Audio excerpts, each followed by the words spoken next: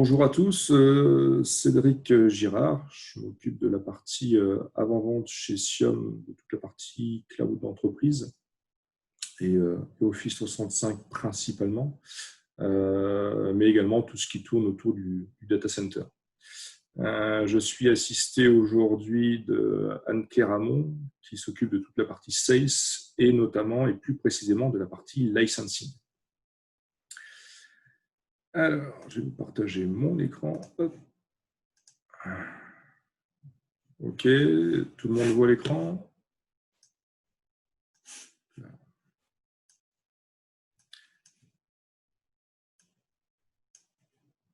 C'est ok pour tout le monde? Est-ce que juste quelqu'un peut me faire un petit signe dans la partie conversation, comme quoi mon partage d'écran est bien vu par tout le monde? Ok. Merci Xavier. Ok, donc aujourd'hui, un petit webinaire autour de la partie sécurisation des accès réseau pour les applications. Alors, pourquoi cette thématique? Tout simplement puisque les enjeux sécuritaires sont de plus en plus importants sur la partie firewalling. Firewalling sur bien des niveaux, mais dans les grandes lignes, dans les enjeux qui nous sont demandés à aujourd'hui, c'est comment sécuriser l'accès à nos VM, l'accès des postes clients directement sur le LAN et non plus juste en filtrage du WAN. Donc, on va voir aujourd'hui comment on va pouvoir répondre à cette problématique et surtout y répondre de manière simple et intuitive. Donc, tout au long des semaines qui ont passé et encore tout début de semaine prochaine, on aborde certaines thématiques de webinaires qui tournent autour des thèmes suivants.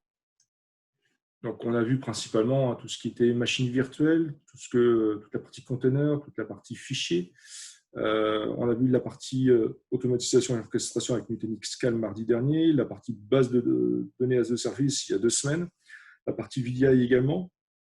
Et donc, il va nous rester la partie micro-segmentation à aujourd'hui avec Nutanix Flow et mardi de la semaine prochaine, LEAP pour tout ce qui est reprise d'activité et comment je teste mon PRA pendant la production.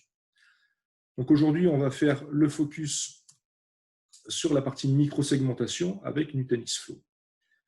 Pour rappel, aujourd'hui, on arrive à avoir ce type de démarche parce qu'on a un écosystème de cloud d'entreprise que l'on installe chez nos clients, basé sur les technologies Nutanix. Et pour rappeler ce que c'est que l'approche cloud d'entreprise, typiquement, quand on prend aujourd'hui les grands acteurs qui sont GCP, qui sont Amazon, qui sont Azure, alors on va y retrouver un point commun, à savoir que toute la partie infrastructure qui est derrière est complètement invisible.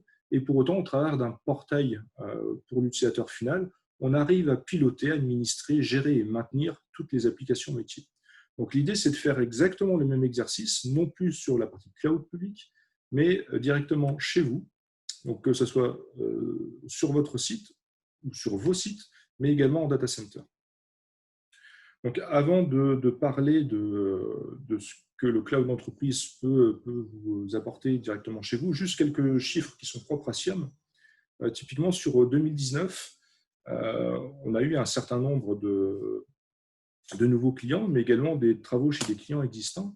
Et principalement, et de ça il y a quelques années, il y a 5-6 ans, on avait quasiment 100% de nos nouvelles installations de cloud d'entreprise avec la technologie Nutanix qui se faisait sous VMware, puisque voilà, le temps que la transition se fasse, les prospects, les clients souhaitaient rester sur un environnement de virtualisation que tout le monde connaît, qui est quand même historique, et ça on ne peut pas lui enlever. Pour autant, derrière, on a commencé, au fur et à mesure des années, à passer sous AHV, notamment passage conditionné sur les outils de sauvegarde. Donc, les outils de sauvegarde, on a eu un petit échange, un petit webinaire sur IQ il n'y a pas si longtemps que ça. Pour autant, aujourd'hui, la plupart des grands acteurs de sauvegarde aujourd'hui sont capables de sauvegarder ce nouvel hyperviseur qui est AHV. Ça veut dire quoi? Ça veut dire qu'en 2019, toutes les nouvelles installations que l'on a fait chez nos clients ont été sur AHV. Ça veut dire que derrière, on a passé 80% de notre temps à installer pour des nouvelles installations donc de l'AHV et le 20% de notre temps restant à migrer de VMware vers AHV pour la simple et bonne raison que AHV aujourd'hui, vis-à-vis du VMware, apporte un certain lot de simplification et surtout apporte un gros axe économique, puisque l'hyperviseur AHV est offert, est inclus directement dans la solution Nutanix. C'est-à-dire que quand vous prenez du Nutanix avec du VMware, la seule différence, c'est que vous payez vos licences VMware en supplément. Bon, je passe très rapidement dessus. L'idée, encore une fois, et ce qu'il faut retenir, c'est que Nutanix aujourd'hui rend l'hyperviseur complètement agnostique en termes de choix. Et ce qui fait que derrière, on considère aujourd'hui, tout comme le matériel maintenant, l'hyperviseur comme une commodité. L'idée aujourd'hui, sur une approche plus sécuritaire, c'est autant aujourd'hui on apporte de la simplicité au travers de la philosophie que Nutanix déploie dans ses produits, et donc on a cette même approche sur la partie sécurité. Donc c'est-à-dire qu'on va être security first. L'intérêt, c'est quoi? C'est tout simplement d'axer en fait sa réflexion plutôt sur un besoin que sur la partie challenge technique. Bon, je vais très rapidement passer, mais sur la partie traditionnelle, aujourd'hui, lorsque vous avez votre hyperviseur, vous avez quand même derrière tout un système de services de stockage qui y est avec différents outils, différents contrôleurs, différentes solutions de virtualisation de stockage. Pareillement sur la partie virtualisation, pareillement sur la partie automatisation, orchestration, toute la partie capacity planning, où pour tout ça, vous avez besoin en fait d'une console qui est propre à chaque catégorie pour arriver à manager et à maintenir ces catégories d'applications. L'idée derrière, c'est que Nutanix arrive à opérer exactement ces mêmes challenges au travers d'une seule et même console. Et donc, on va voir plus précisément aujourd'hui toute la partie networking. Donc, je vous présente aujourd'hui Nutanix Flow, qui est un composant qui est propre au choix et conditionné par l'hyperviseur AHV. Ça veut dire quoi? Ça veut dire que vous ne retrouverez pas du flow sur du VMware. VMware a sa propre solution de microsegmentation qui s'appelle NSX. Donc, l'idée aujourd'hui, c'est de vous expliquer ce que peut apporter Flow en termes de sécurité, en termes d'enjeux et surtout en termes de souplesse. Pourquoi? Parce que tout simplement aujourd'hui, les périmètres et les modèles de sécurité doivent évoluer. Lorsqu'on commence à mettre de la sécurité au niveau du réseau, on peut l'avoir à différentes briques. L'idée, tout simplement, aujourd'hui, on arrive à réaliser ce challenge lorsque l'on pilote et l'on gère son accès Internet ou ces multitudes d'accès Internet pilotés par une seule et même appliance. Pour autant, derrière, dès lors qu'on commence à faire du firewalling au niveau du LAN, on peut se retrouver avec différentes consoles, différents périphériques qui peuvent être matériels notamment, et pour lesquels on a besoin potentiellement d'assumer de la redondance, puisque lors qu'on coupe l'accès au réseau, on peut aussi couper l'accès au business. Je passe rapidement dessus. L'idée, c'est tout simplement d'être application-centrique, à savoir que, encore une fois, je vais définir aujourd'hui mes stratégies de sécurité, non pas de manière traditionnelle, comme on peut le voir ici, au travers d'une appliance virtuelle ou d'une appliance ou d'un groupe d'appliances physiques clusterisées, mais plutôt d'appliquer des stratégies de sécurité directement sur chacune de mes VM pour assurer ce niveau de sécurité qui nous est demandé. Je vais passer très rapidement sur ce slide-là pour passer sur quelque chose de beaucoup plus visuel. Typiquement aujourd'hui, d'un point de vue traditionnel, comment ça se passe? On a ici notre infrastructure virtuelle qui est pilotée par plusieurs hyperviseurs stockés sur différentes data stores ou banques de données qui sont elles-mêmes virtualisées d'un point de vue stockage, qui sont elles-mêmes présentes sur différentes baies. L'idée, c'est que derrière, on a nos utilisateurs, nos sites distants, nos usines qui se connectent à ce réseau. Et ce réseau nous permet après d'accéder à ces clusters qui desservent nos VM, qui desservent nos applications. Et encore une fois, les applications sont le réel business, sont vraiment le nerf de la guerre. Pour autant, derrière, lorsqu'on a besoin de passer sur Internet, on a notre fameuse appliance de firewalling qui opère la sécurité, notamment pour tout ce qui est sorti, mais également en entrée. Derrière, on a nos utilisateurs nomades et pourquoi pas nos sites distants qui peuvent être reliés soit en SDN au travers Internet ou pourquoi pas avec du MPLS. Peu importe, aujourd'hui, c'est l'approche traditionnelle. Pour autant, derrière, beaucoup de sociétés aujourd'hui font appel à des sociétés tierces d'audit de sécurité qui derrière nous demande de faire exactement la même chose, mais outre le fait de firewalliser, donc de gérer la sécurité de l'accès Internet, chose qui est vraisemblablement plutôt bien fait, ils vont demander exactement la même chose, mais directement au niveau du LAN. Alors ça peut être au niveau du LAN, comme derrière, ça peut être également sur tous les sites distants. D'accord ? Et là, par contre, on commence à voir un petit peu les nœuds qui se font dans le cerveau, dans le sens où, certes, on avait l'habitude de gérer notre accès à Internet, donc, voilà, avec des systèmes de banques de données, de sites qui sont déjà pré-catégorisés. L'idée derrière, c'est, OK, mais s'il faut qu'on commence à faire ça sur le LAN, comment on va aborder la chose ? L'idée, ce n'est pas de rajouter des SPOF, des Single Proof of Failure, à savoir que si tout d'un coup, je mets une appliance matérielle sur mon usine pour gérer l'accès au réseau avec le siège, par exemple, comment je fais si cette appliance matérielle tombe en panne ? Est-ce que l'activité de mon usine va continuer à tourner si elle n'a pas accès à la partie de base de données ? Et ainsi de suite. Donc, il y a un véritable enjeu qui se fait aujourd'hui sur cette partie firewalling du côté LAN et qui soumet beaucoup de questions en termes d'architecture et en termes d'expertise, notamment pour toute la partie déploiement et surtout la partie maintenance. Pourquoi ? Parce que des problématiques de cet ordre-là, on peut en avoir peut-être pas tous les mois, mais des fois tous les 6 mois, tous les ans ou autres. Et là, on va se dire, ah oui, alors comment déjà ça fonctionne ? Donc l'idée, c'est d'avoir cette approche, ou plutôt ce besoin en sécurité additionnelle, et pouvoir y répondre le plus simplement du monde. Donc l'idée là-dedans, c'est comment Nutanix va venir réussir à gérer ce besoin. Tout simplement, encore une fois, lorsqu'on met en place du Nutanix chez vous, donc cette approche cloud d'entreprise, on gère à la fois la partie stockage, réseau de stockage, et compute, donc toute la partie virtualisation. Ce qui fait que derrière, au travers d'une console qui s'appelle Prism Central, on va réussir à poser du firewalling sur la totalité des VM. Ce qui veut dire que derrière, toutes vos VM seront sécurisées par des stratégies qui vont être appliquées à des groupes de VM monitorés directement par Prism Central. Et cette fameuse Prism Central est capable de gérer votre cluster, mais également tous les autres clusters qui sont à distance. D'accord ? Ça veut dire qu'on peut très bien affecter des VM à une application. Donc cette VM va rentrer dans cette catégorie, tout comme d'autres VM sur d'autres sites qui elles-mêmes vont faire partie de cette catégorie et vont pouvoir hériter en fait des mêmes stratégies de protection d'un point de vue sécurité. Donc typiquement, comment ça se passe ? Aujourd'hui, en fait, on détermine le périmètre de sécurité. Donc l'idée, encore une fois, c'est de supprimer cette complexité de management. Pourquoi ? Parce que traditionnellement, on fait toujours le focus sur la partie hardware.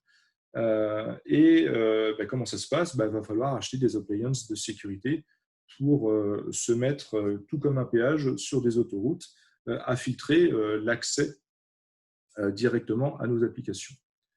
Donc l'idée derrière, c'est de pouvoir faire exactement la même chose, mais de manière centralisée, en groupant ces VM par système applicatif. Donc une VM peut faire partie de plusieurs groupes, et de pouvoir segmenter et d'isoler différents environnements de travail. D'accord ? Donc l'idée derrière, c'est d'avoir une approche qui est complètement automatisée et surtout qui est beaucoup plus simple. Pourquoi ? Parce qu'on est capable de faire du firewalling sans avoir rentré une adresse IP, sans avoir rentré un seul port. On va voir tout à l'heure dans la démo comment ça s'opère.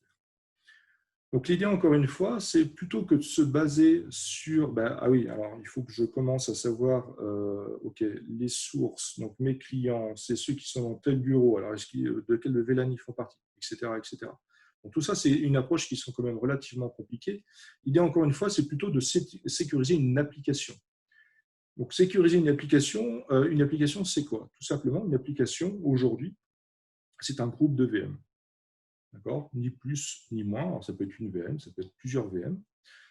Ces groupes peuvent être sous-catégorisés et ainsi de suite. Mais l'idée, encore une fois, c'est de prendre son application et de dire, voilà, mon application elle a le droit d'être attaquée par tout mon trafic entrant.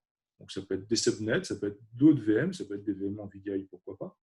Ça peut être également des sous-réseaux IP, qui peut le plus, peut le moins. Et pareillement, sur toute la partie sortie. Si j'ai envie de bloquer l'accès de mon application à Internet, je peux le spécifier ici. Donc, Aujourd'hui, comme je vous le disais, une application, donc c'est un groupe de VM, et pour autant, ce groupe-là, on peut le subdiviser de la manière dont on le souhaite. Donc, typiquement, on peut le subdiviser en type d'environnement, en type d'application, mais également avoir des sous-catégories à des types d'applications. Ici, un exemple avec de la partie Exchange.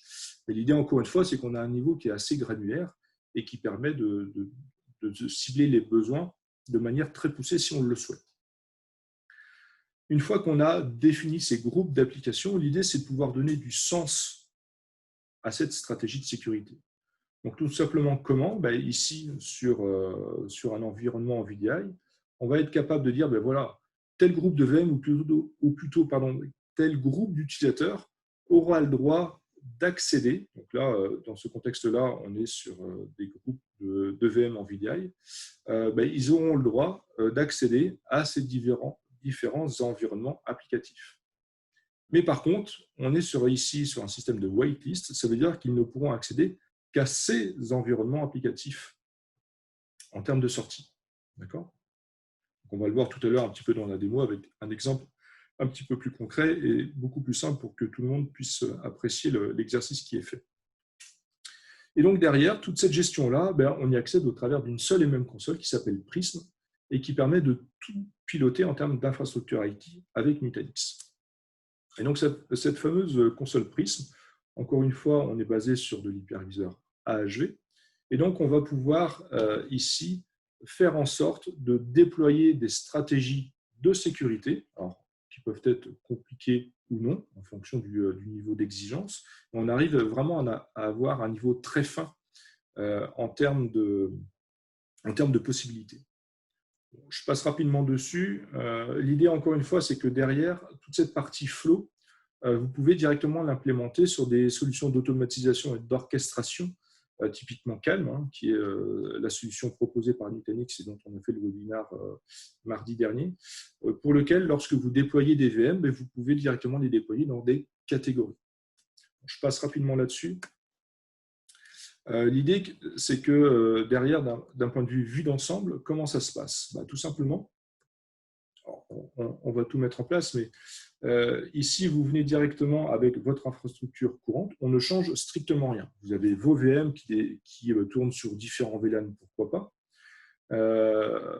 Flow, aujourd'hui, avec Nutanix, c'est juste une case à cocher, donc Enable Flow, et vous n'avez rien à installer en complément. D'accord ? Donc, ultra simple à configurer et à activer. L'idée, tout simplement, après derrière, c'est de grouper ces VM par catégorie applicative. Donc, une application derrière peut être subdivisée avec différentes couches, une partie base de données, une application middleware et une partie frontal web.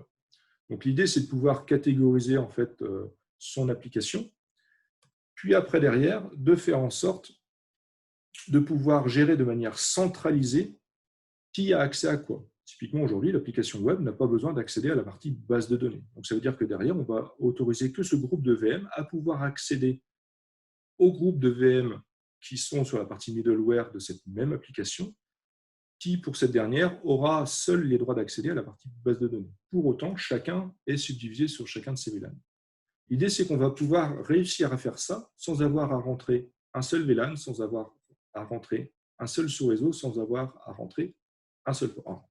Dans ce cas-là, si, on pourra préciser le port si on le souhaite, mais on peut vraiment en fait catégoriser et faire en sorte que la partie web n'accède pas à la partie base de données si on le souhaite, si on veut vraiment rester très simple dans son raisonnement. L'intérêt également, c'est que lorsqu'on fait ça de manière visuelle, encore une fois, Nutanix est un produit qui est très visuel, on peut également faire du monitoring de ce qui se passe avant d'appliquer les règles sur les groupes en question. L'idée, c'est de voir un petit peu ce qui se passe. Donc là, on est sur un mode monitor, comme on le voit ici, où, par exemple, dans un cas Exchange, on va savoir que ici, les VM qui sont dans le département Engineering, on voit du trafic sur le port 80, 5999, le port 25, etc., etc. Donc certes, on voulait faire que de l'Exchange, peut-être qu'il n'y avait qu'un ou deux ports que l'on avait déjà pré-pensés, mais l'idée, c'est de voir dans un premier temps, avant d'appliquer, si on ne va pas couper directement un flux de production pour lequel les environnements sources ont besoin d'accéder à la partie Exchange. OK. Donc, je continue. Autant on voit ici la partie monitoring, autant derrière, on arrive à s'imbriquer également avec tout ce qui est écosystème réseau qui peut être déjà en place.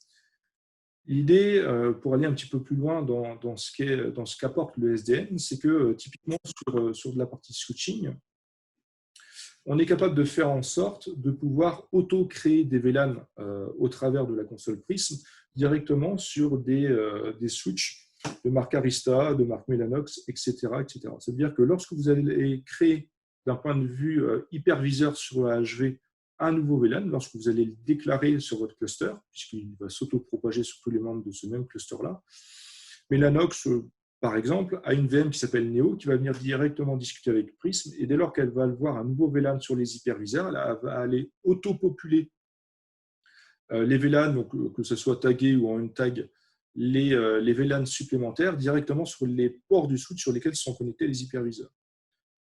Pareillement, sur toute la partie partner orienté sécurité, donc là on n'est plus sur des process de firewalling, on est capable de rediriger, alors on n'est pour le moment pas sur de l'interface graphique, mais uniquement sur de la ligne de commande, typiquement sur l'inspection de paquets, sur l'IPS ou autre, on est capable de rediriger ces flux directement sur des appliances qui vont être dédiés à la partie sécu.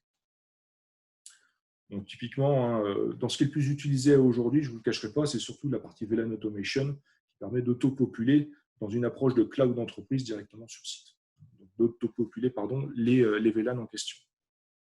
Alors, si toutefois vous avez des questions, n'hésitez pas à les poser dans la partie questions-réponses du webinaire et on y répondra au fur et à mesure de la présentation.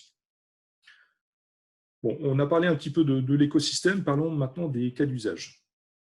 Les cas d'usage, bon, certes, on arrive à avoir quelque chose qui est beaucoup plus visuel, on est capable de découvrir un petit peu ce qui se passe entre des flux sources vers nos applications. Mais ce qui est le plus important, c'est qu'on arrive en fait à sécuriser nos environnements de manière complètement intuitive et surtout très simplement, que ce soit de l'isolation d'environnement ou de la sécurisation d'applications. On va faire le distinguo entre les deux après. Mais l'idée, c'est de voir et de vous démontrer aujourd'hui la facilité d'usage du produit. Je passe rapidement sur toute cette partie-là. L'idée sur de l'isolation d'environnement dont on vient de parler, c'est lorsqu'on regarde un petit peu ce qui se fait traditionnellement, qu'est-ce qu'on va y voir? On va avoir donc, ici toute la partie VLAN qui va être positionnée sur un routeur. Et généralement, qu'est-ce qui se passe? On va mettre la gateway dessus et tout le monde peut causer avec tout le monde. C'est ce qu'on retrouve massivement aujourd'hui.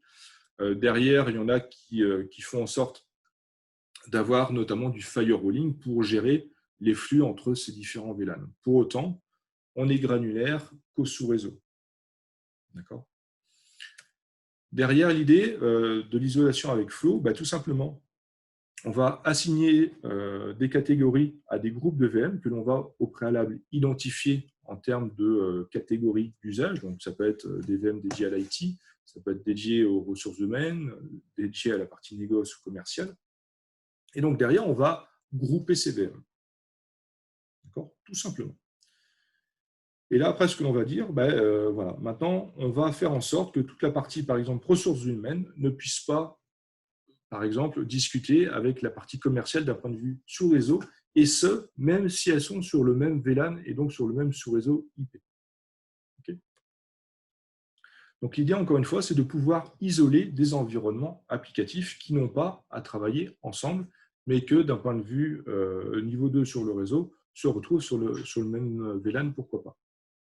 Donc on a vraiment une approche qui est axée sur le besoin. Et en faisant cela, on ne rentre aucun sous-réseau, on ne rentre aucune IP, on ne rentre aucun port. Okay. Parallèlement, lorsqu'on veut sécuriser une application de manière traditionnelle, comment ça va se passer? De la même manière, on va avoir ici des VLAN qui vont être dédiés à nos VM. On va passer par une appliance qui va gérer notre firewalling et qui va donc sécuriser les VLAN entre eux. L'idée, toujours avec Flow, c'est comment on aborde cette même thématique. Tout simplement, on va encore une fois identifier les VM. On va leur assigner des catégories. Puis après, derrière, qu'est-ce que l'on va faire? On va faire en sorte de définir les flux entrants et sortants pour chacune des applications. Donc là, on commence à devenir plus précis. Et c'est là où, effectivement, on est capable de dire, voilà, je veux que, par exemple, mon application qui est ici, qui est principalement l'AD, DNS, les logs, qui n'a pas forcément besoin de sortir sur Internet, je vais autoriser que du flux entrant. Donc, typiquement, le web, les apps, des bases de données ou autres, parce que derrière, j'ai besoin de faire de l'authentification AD, parce que j'ai besoin de faire de la résolution DNS, et ainsi de suite. Et donc, on va pouvoir prendre pour chacune de ces applications, définir donc les entrées et les sorties, et donc sécuriser le plus finement possible l'accès de ces applications. Et donc derrière, on peut également conditionner ces mêmes applications, et ce, même si on a fait des politiques de sécurité par groupe de VM, mais on peut les faire directement et également entre les VM. Donc, c'est-à-dire que derrière, si vous voulez, si vous voulez sécuriser vos bases de données, puisque vous avez des bases de données sur différents groupes applicatifs de la même manière, donc autoriser les mêmes ports, vous avez juste à utiliser la catégorie, par exemple, serveur de base de données SQL Server, et tous les SQL Servers seront sécurisés de la même manière, et ce, quel que soit le nombre de sites que vous avez. OK ? Derrière, sur la partie approche traditionnelle et sur la partie conformité, comment ça s'opère? De la même manière, aujourd'hui, vous allez pouvoir avoir des clusters différents, avoir du firewalling différent. L'idée, encore une fois, c'est toujours une appliance de firewalling dédiée qui va gérer cette partie sécurité. De la même manière, demain, sur l'approche traditionnelle, il ne me manque pas de slide. L'idée, encore une fois, c'est de pouvoir réaliser ce même type d'exercice, comme vous l'avez vu dans les exemples précédents, avec Nutanix Flow, pour être sûr de maîtriser aujourd'hui ces flux réseau d'un environnement à l'autre. Donc, on a parlé beaucoup de groupes de VM, puisqu'on subodore que la partie cliente est en dehors de cette partie virtualisée. Si maintenant on s'attaque un petit peu plus à la partie VDI, comment ça s'opère? De la même manière, aujourd'hui, lorsque l'on a des postes en VDI qui sont catégorisés, puisque généralement, on sectorise les installations des applications métiers par groupe d'utilisateurs.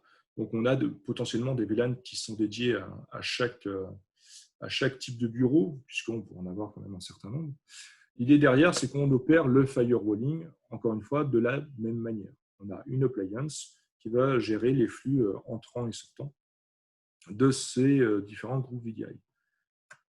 L'idée avec Nutanix aujourd'hui, c'est de pouvoir faire exactement la même chose, sauf que plutôt que d'avoir une appliance qui va être dédiée par VLAN, encore une fois, on va être dédié par application.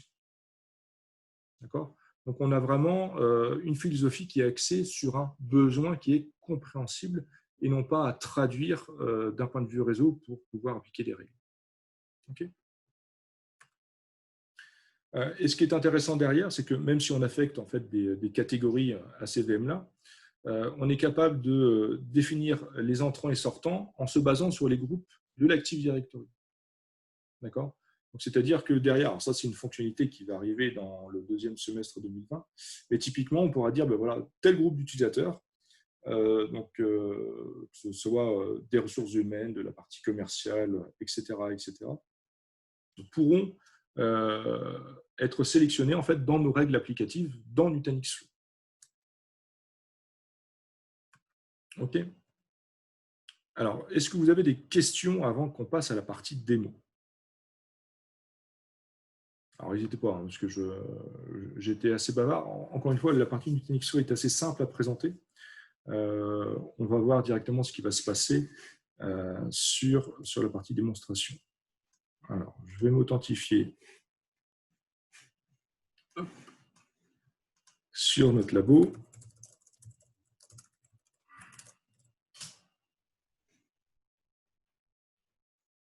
Pas de questions pour le moment. Alors, peut-être qu'on pourrait également, Anne-Claire, lancer les petits sondages qui vont bien.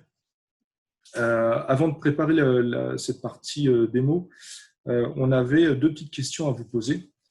Où est-ce que vous en êtes aujourd'hui, vous, chez vous? Est-ce que vous avez des besoins? Est-ce que vous avez des enjeux sur lesquels y répondre au travers de ces deux petites questions? Trouvez-vous une stratégie de sécurité réseau compliquée à maintenir à aujourd'hui?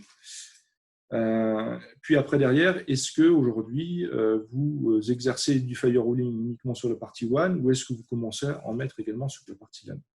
Je vous invite à répondre aux deux petites questions, s'il vous plaît. Anne-Claire va pouvoir nous faire la restitution des résultats le temps que je me connecte.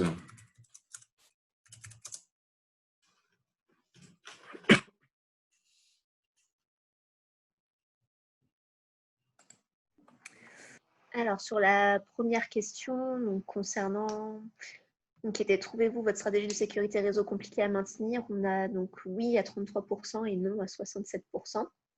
D'accord. Et pour la deuxième, donc à quel niveau réalisez-vous votre firewalling aujourd'hui? Donc, on a une majorité sur la troisième réponse, donc WAN plus entre les sites plus LAN, plus quelques personnes qui ont répondu uniquement sur la partie WAN. Ok. Donc, d'un point de vue des enjeux à aujourd'hui, donc vous avez déjà un niveau de sécurité qui peut être poussé en fonction des cas. L'idée, c'est que vous avez déjà cette expérience-là de savoir comment aujourd'hui la gestion de la sécurité chez vous, et notamment au niveau du LAN, peut apporter une certaine lourdeur et surtout nécessiter une certaine expertise. Donc, ceux qui l'ont déjà mis en place vont pouvoir apprécier un petit peu la différence. L'idée, tout simplement ici, donc on est sur une console Prism centrale qui nous permet de pouvoir gérer différents clusters de notre labo. L'idée derrière, c'est qu'au travers de cette console-là, on va pouvoir définir des groupes dont on a parlé tout à l'heure et affecter ces groupes à ces VM. Donc, j'ai deux petites VM de démo qui sont ici, qui s'appellent Démo 1 et Démo 2, sur lequel j'ai mis un petit OS sur Linux, histoire de montrer un petit peu comment ça se passe. L'idée, c'est que sur ces VM-là, on va pouvoir gérer ces fameuses catégories. Ces fameuses catégories, ici, je lui en ai collé deux, à savoir une application de type mon application métier usine. D'accord. Donc, ma démo 1 est dédiée à ma partie usine, qui est subdivisée après derrière sur de la partie monitoring. Je crois qu'il doit y avoir d'autres catégories. Et tiens, ce que l'on va faire, c'est qu'on va aller voir un petit peu nos catégories de VM qui sont spécifiées à aujourd'hui. Dans AppType aujourd'hui, j'ai typiquement, mis à part celles qui sont créées par défaut par Nutanix, donc j'en ai créé deux personnalisées, mon application métier RH, mon application métier usine. Pour autant, derrière, j'ai également créé d'autres groupes qui sont ressources humaines et je dois en avoir une qui s'appelle usine. D'accord. Dans ressources humaines, je l'ai encore subdivisé en direction, gestion du temps, paye et ainsi de suite. Et pareillement sur la partie usine, où je suis capable de faire un groupe de tomates, de monitoring et autres. L'idée derrière, c'est que lorsque je reviens sur mes fameuses deux petites VM, donc il y en a une qui était catégorisée sur la partie usine et démo 2 qui doit être catégorisée, si j'ai bonne mémoire, sur la partie RH. Où voilà, donc ces deux VM sont catégorisés de manière complètement différente, sont dans des groupements applicatifs différents. Pour autant, derrière, ce que l'on va faire, c'est qu'on va démarrer les fameuses consoles de ces VM-là. Ok, on va réduire un petit peu tout ça. On le fait à chaud. Hein. Hop. Et sur la partie démo, on va également lancer la console de la VM. Alors, ce qui est intéressant aujourd'hui aussi avec Nutanix, c'est que vous pouvez accéder aux consoles de vos VM directement en HTML5. Est-ce que je vais y arriver? Voilà, merci Cédric d'être vigilant là-dessus. Donc derrière, j'ai deux VM, démo 1, démo 2, démo 1 sur la partie usine, démo 2 sur la partie RH. On va regarder un petit peu comment elles sont configurées d'un point de vue sur réseau. Donc on voit ici une adresse IP en 10.5.0.102 et on va faire la même chose de l'autre côté. Donc effectivement, elles sont sur le même sous-réseau IP, celle-ci étant en 10.5.0.254. Donc je vais voir si derrière, elle se ping correctement. 10.5.0.154. Pas de souci, elle se ping. On va voir si quand même je ne triche pas et que dans l'autre sens, ça s'opère de la même manière. Si j'arrêtais de faire des bêtises, ça se passerait mieux. OK, donc les deux VM arrivent à se causer entre elles. Comme je vous le disais tout à l'heure, aujourd'hui, on a deux types de catégories en termes de sécurisation sur Nutanix-Flow. Soit on isole des environnements, soit on sécurise une application. Donc, c'est deux démarches qui sont vraiment différentes et qui ont des besoins d'input différents. On va voir un petit peu comment ça se passe d'un point de vue stratégie de sécurité. Donc ici, mis à part cette stratégie-là qui est créée par défaut par Nutanix-Flow, on est complètement vierge. On va commencer par un exemple qui est relativement simple, à savoir comment j'isole des environnements des uns aux autres. Donc, tout simplement ici, je vais nommer ma règle, je vais dire RH versus usine. Et donc, on va isoler l'environnement dédié à la partie ressources humaines de la partie usine. Un peu de détails sur cette règle. C'est vraiment de la désignation. Et donc, l'idée après derrière, c'est de prendre mon application métier, RH, et de faire en sorte qu'elle ne puisse pas échanger avec la partie métier usine. OK ? C'est tout ce que je fais. Je fais Apply Now. Et derrière, je vais regarder tout de suite ce qui se passe. Je vois que derrière, je n'arrive plus, il n'y a plus de ping. Tout simplement, on est bloqué. Et si je réessaye, je n'arrive plus à pinguer. Okay. Et donc là, qu'est-ce que l'on a fait? On a juste pris deux catégories que l'on a empêché de travailler entre elles. Je n'ai pas rentré un VLAN, un sous-réseau, une IP ou un port. D'accord? Pour vous garantir que je ne triche pas, ce que je vais faire, c'est que je vais la supprimer à chaud.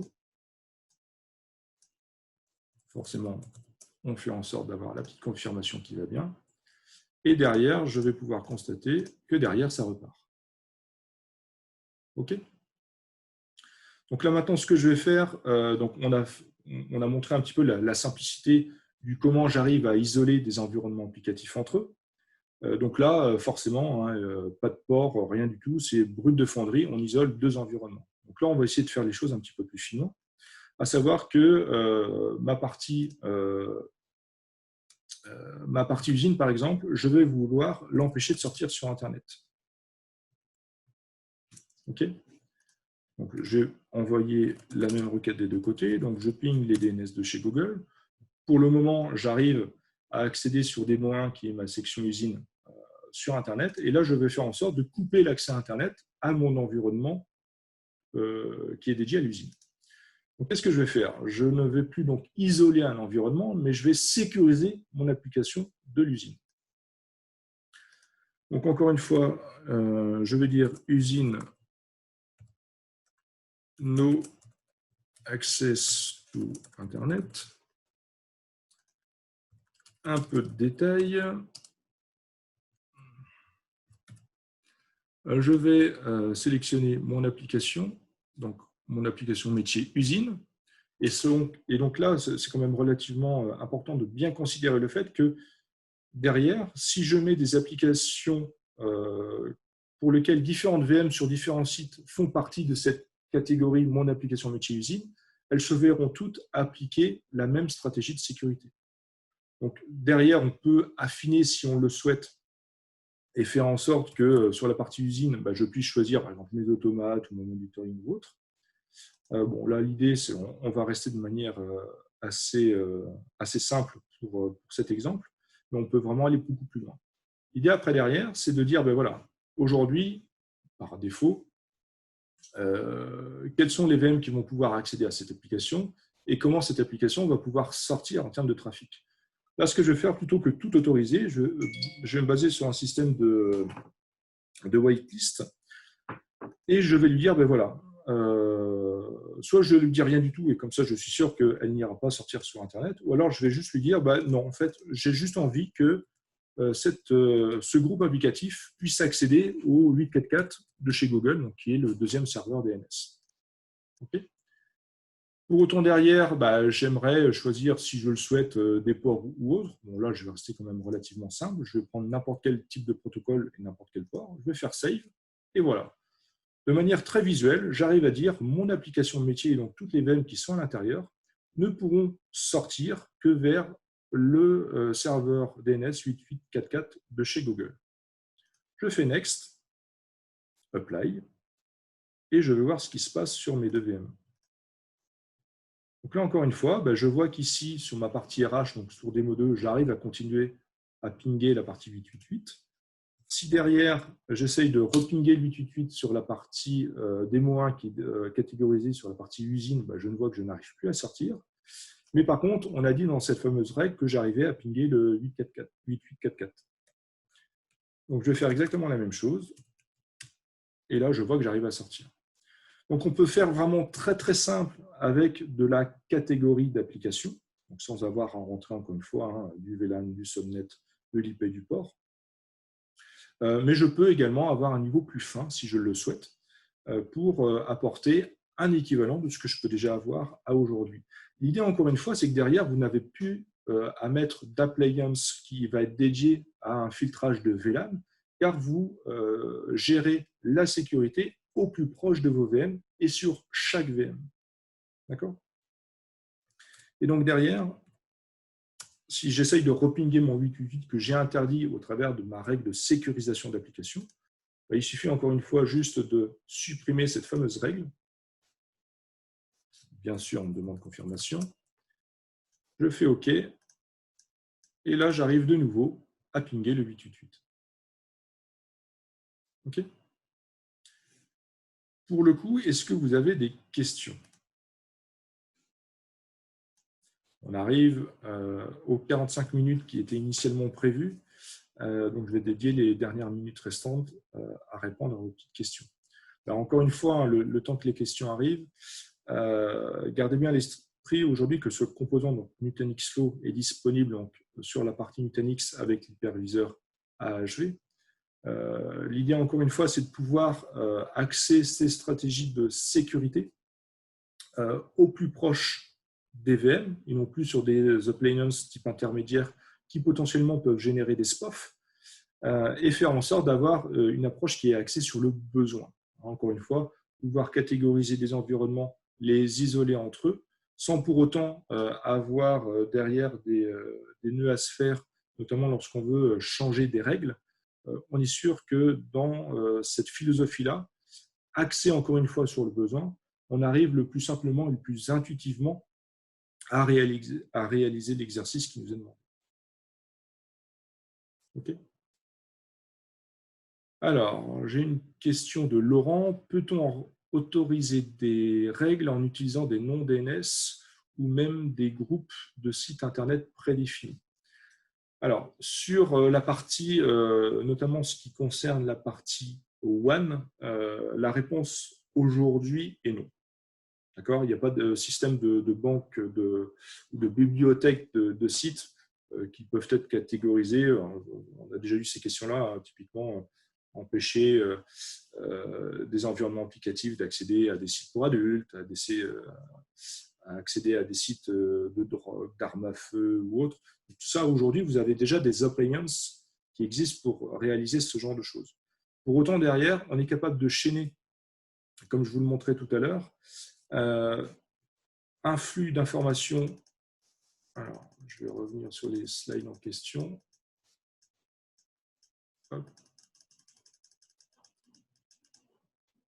Voilà, on peut aujourd'hui chaîner en fait cette partie flow directement avec des appliances. Alors pour l'instant, ça se fait en clé, mais on est capable de rediriger en fait les flux à filtrer directement sur ces appliances-là. Pour autant, encore une fois, on est vraiment axé plus sur du LAN. Après, on est capable effectivement, comme je l'ai montré ici, de briquer un petit peu les accès Internet, mais sur des usages qui sont relativement accessibles. Mais pour l'instant, non, aujourd'hui, il n'y a pas de catégorisation de ce type de site, et je dis bien pour le moment. Est-ce qu'il y a d'autres questions ?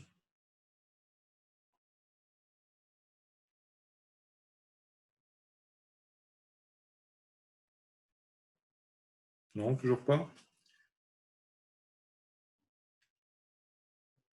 Encore une fois, soit j'ai été trop clair, ou alors j'ai été trop confus.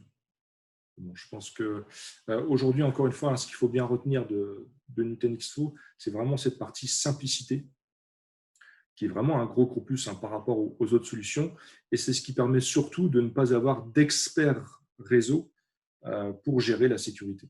Vraiment avoir une console centrale pour gérer cette partie sécurité de la donnée, qui est propre en fait à l'entreprise, permet aujourd'hui d'être répondu en termes de challenge le plus simplement du monde. OK. Est-ce qu'il y a des questions dans la partie conversation? Non, je ne vois rien.